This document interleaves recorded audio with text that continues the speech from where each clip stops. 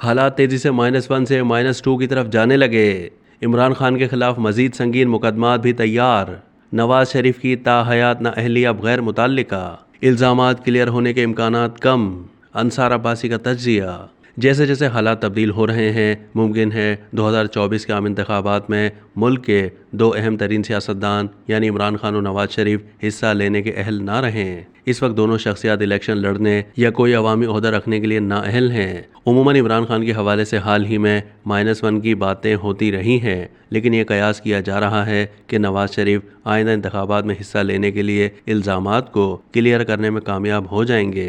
नून league अभी यही समझती है, लेकिन सुप्रीम कोर्ट के supreme court practice and procedure act 2023 के मुतालिक ताज़ा तरीन फैसले की वजह से नवाज शरीफ के इल्ज़ामात क्लियर होने के इम्कानात कम हो चुके हैं। सुप्रीम कोर्ट ने अगरचे इस एक्ट को बरकरार रखा है, लेकिन अदालत ने सेक्शन 5 के ज़ेली दफ़ा 2 की तौसीक नहीं की, जिसमें अपील का हक दिया गया था। मज़कूरा ज़ेली दफ़ा को आइन की खिलाफ वर्जी करार दिया गया था।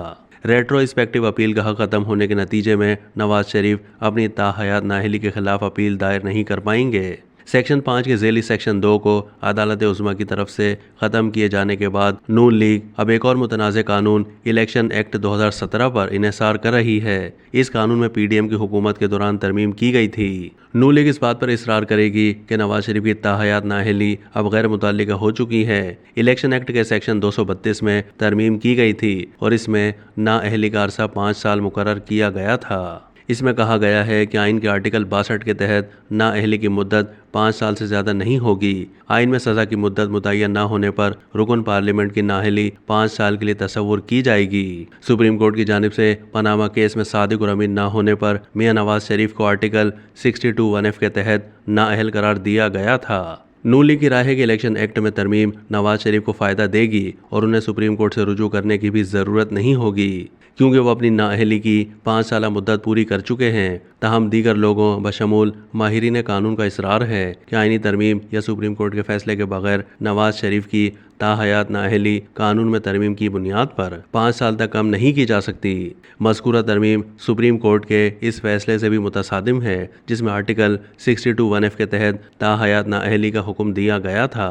कुछ लोगों का ख्याल है कि नवाज शरीफ के लिए अब वाहिद उम्मीद एहसन भून की सरबराही में पाकिस्तान बार कौंसिल की पटिशन है, जिसमें पार्लियामेंटेरियंस की ताहयात नाअहली को चैलेंज किया गया था। नवाज शरीफ अपनी 4 साल जिलावतनी के बाद 21 अक्टूबर को पाकिस्तान वापस आ रहे हैं। नून लीग के कायद बहैसियत मुजरिम वापस आ रहे हैं, जिन्हें अगर हिफाजती जमानत ना मिली तो करप्शन के 2 मुकदमात यानी एवनफील्ड और अल अजीजिया में इजाफी सजाओं की वजह से उन्हें एयरपोर्ट से ही जेल जाना पड़ेगा। लिहाजा नवाज शरीफ के लिए चैलेंज ये है कि वो इन करप्शन केसेस में खुद को बरी करा लें और साथ ही पनामा केस में ताहयात नाअहली के फैसले को तब्दील करा दें।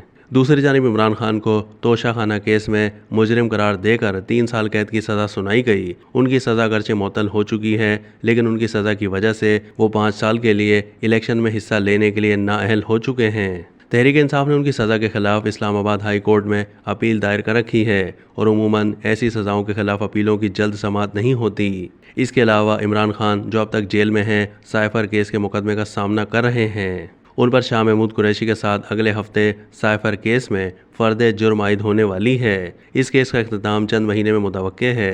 तहरीक इंसाफ के चेयरमैन के खिलाफ कुछ और संगीन मुकदमात भी तैयार हो रहे हैं। अब तक के लिए इतना ही। मज़ीद मालूमात के लिए डेली जंग के YouTube चैनल को सब्सक्राइब कीजिए।